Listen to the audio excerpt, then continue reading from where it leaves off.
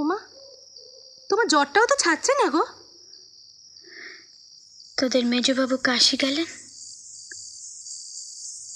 আজ তার 5 মাস পূর্ণ হলো। কবে ফিরবে? পত্তরে জানিয়েছে কিছু? তিনি তো এখনো অব্দি একটা পত্র আমাকে লেখেননি। মায়ের পত্র থেকে জেনেছি উনি মাকে কাশিতে রেখে দেশ দেশান্তরে ঘুরে বেড়াচ্ছেন। কখন কোথায় থাকেন তা মাও জানেন না। কেন যে তার এমন দুর্মতি হলো কে জানে। হবে না ওই ডাইনির নজর পড়েছে যে, তারই ফল ফলছে। হ্যাঁ রে, রোহিণী এখানে আছে? আছে গো, আছে, সে বেশ আছে। রোহিণী রাঁধে বাড়ে খায়, ঘুরে বেড়ায়, বারুনির জলে গা ধোয়, পানের রসে ঠোঁট রাঙে পাড়ায় পাড়ায় চড়ে বেড়ায়। তবে কয়েকদিন তাকে দেখতে পাচ্ছি না। শুনেছি সে নাকি শুলবেদনা শয্যা নিয়েছে। বেশ হয়েছে, বেশ হয়েছে। এই রোগে তার চিকিৎসা নেই। মূঢ় ক্ষত ছাড়ি বিছানায় ছটফট করে ভগবানকে আর চোখ বুজে রয়েছে, দিয়েছে বউকে শাস্তি। বৌদিদি,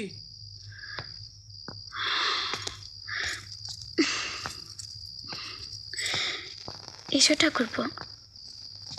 তোমার অসুখটা কিছুতে ছাড়ছে না। বৌদির কাছ থেকে পাঁচন বটিকা সব নিয়ে এলাম। সেবনবিধি ওষুধের গায়ে লেখা আছে। আমার এ রোগ সারবার নয় ঠাকুরপো। কেন মিছে মিছে এসব করছো? কেন কথা বলছো বৌদিদি? সবাই আমায় একলা ফেলে চলে গেছে, তুমিও কি তাই চাও? খাও না, তুমি কথা শোনো না, এই জন্য আমার রাগ হয়ে যায়। ছাড় তো। খাও লক্ষ্মীটি, খাও। ও মা, খুড়া মশাই যে আপনি। থাক থাক থাক থাক। খিরি, হ্যাঁ ও খিরি, হ্যাঁ আমায় একটু ধর, বাবার পায়ের ধুলো নি। হ্যাঁ। না না, তোকে উঠতে হবে না। তোর শরীরের এইরকম অবনতি হয়েছে এটা তো আগে জানা ছিল না। তোমাকে এবার চোখে দেখে নিলাম, এবার আমি ভালো হয়ে যাব। কি রে খিরি, তোকে আমি মেয়ের সঙ্গে এ বাড়িতে পাঠালাম ওর দেখাশোনা করার জন্য। কীরকম সেবা যত্ন করছিস? বদ্যি দেখছে? হ্যাঁ বাবা, ঠাকুরপো আমার জন্য খুব করে।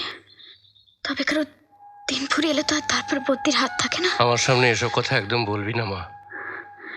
আমি তোকে বাড়ি নিয়ে যাব। রাজগ্রামে আমাদের খুব ভালো ডাক্তার আছে, তোকে বাড়িতে নিয়ে গিয়ে আমি চিকিৎসা করাবো। আমি আপনার জন্য একটু তামুক নিয়ে আসি খুড়ো মশাই। সত্যি বাবা, দুঃখ করো না। আমি ছেলে মানুষ হলে কি হয়েছে, রোগ বয়স মানে না। আমার দিন ফুরোচ্ছে। আবার ওই সব কথা বলছিস? আমি তা টের পাচ্ছি। শোন মা, এবার তোকে একটা কাজের কথা বলি। আমি তোকে দেখতে এসেছি ঠিকই, কিন্তু সঙ্গে একটা প্রতিজ্ঞাও নিয়ে এসেছি। কিসের প্রতিজ্ঞা? দেখ মা, তোর সুখ, তোর শান্তি, তোর সংসার, তোর শরীরের এই সর্বনাশ যারা করেছে তাদের এমন সর্বনাশ করে ছাড়বো আমি। গোবিন্দলাল আর রোহিণী এই অনিষ্টের মূল, এদের শাস্তি দেওয়া আমার কর্তব্য। তোর মুখ চেয়ে আমি গোবিন্দলালকে রেহাই দিলেও রোহিণীর আমার হাত থেকে রক্ষা নেই। আমার প্রতিজ্ঞা ভঙ্গ হয় এমন কোনো কথা আমি তোর মুখ থেকে শুনবো না মা। বাবা,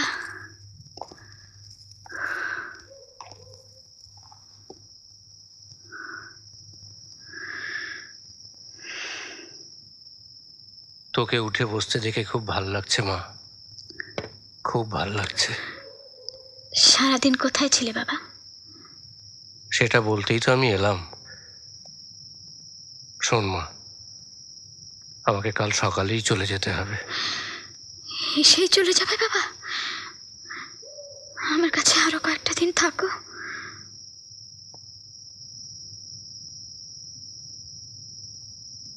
শোন মা, বিনোদলালের সঙ্গে আমার সব কথাবার্তা হয়েছে, সব ব্যবস্থাও হয়েছে।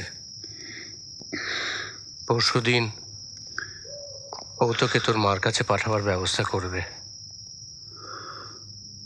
আমিও কলকাতা থেকে তাড়াতাড়ি বাড়ি ফিরব।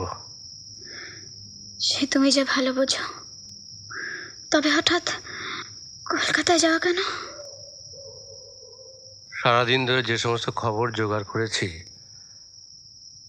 তাতে আমার প্রতিজ্ঞা রাখতে গেলে কাল সকালবেলায় আমাকে বেরিয়ে পড়তে হবে মা। তুই বলেছিলি রোহিণী এই হরিদ্রাগ্রামেই আছে, কিন্তু সে এখানে নেই। তারকেশ্বর যাওয়ার নাম করে রোহিণী গোবিন্দলালের সঙ্গে কোথাও মিলিত হয়েছে। তারা দুজনে একসঙ্গেই আছে। দুজনে দু জায়গায়, যোগাযোগ হলো কি করে? যোগাযোগের একমাত্র সূত্র হচ্ছে চিঠিপত্র। আর সেটা ভেবেই আমি ডাকঘরে পিয়নের কাছে গেলাম।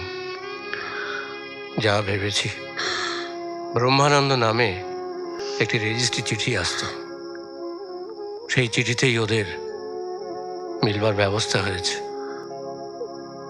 আর চিঠি আসতো যশোরের প্রসাদপুর ডাকঘর থেকে। আমি নিশ্চিত ওরা একসঙ্গেই আছে। কালকে আমার ভাগ্নে নিশাকরকে নিয়ে আমি যশোরের প্রসাদপুরে যাব। বুঝলে নিশাকর, এই যশোরে আমি আগে এসেছি, কিন্তু এই প্রসাদপুরে আমি এই প্রথম এলাম। গোবিন্দলালের আস্থানাটা একবার ভালো করে খোঁজ করে দেখলে হতো না? খোঁজ করতে করতেই তো এই পর্যন্ত এলাম। যে গুরু দায়িত্ব তুমি দিয়েছো মামা, বুঝতে পারছি না ভালো করে উঠতে পারবো কিনা। পারবে পারবে, তুমি সুদর্শন এবং চতুর। রোহিণীকে আকৃষ্ট করার উপযুক্ত চেহারা রয়েছে বলেই না তোমাকে বাছাই করে নিয়ে এলাম। স্ত্রীলোক কি শুধু রূপেই আকৃষ্ট হয়? রোহিণীর মতো স্ত্রীলোক আকৃষ্ট হতেই পারে। যদি সে আকৃষ্ট না হয়, তাহলে অবস্থা বুঝে এমন কৌশল তোমাকে করতে হবে যাতে তোমার সঙ্গে সম্পর্ক নিয়ে গোবিন্দলালের মনে ঘোর সন্দেহ জাগে। মোট কথা, ওদের দুজনের সম্পর্কের মধ্যে তোমাকে ভাঙন ধরাতে হবে। একজন স্ত্রীলোকের এত বড় সর্বনাশ আমি করব? ভুলে যেও না নিশাকর, সে তোমার নিরপরাধ ভগ্নী ভ্রমণের চরম সর্বনাশ করেছে।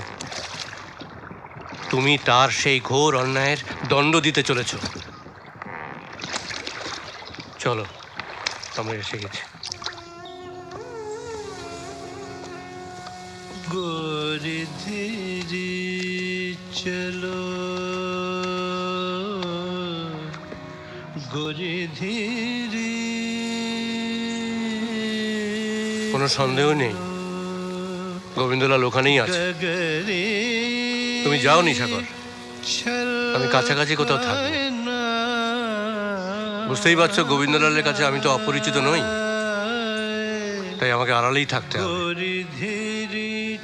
আসি তাহলে।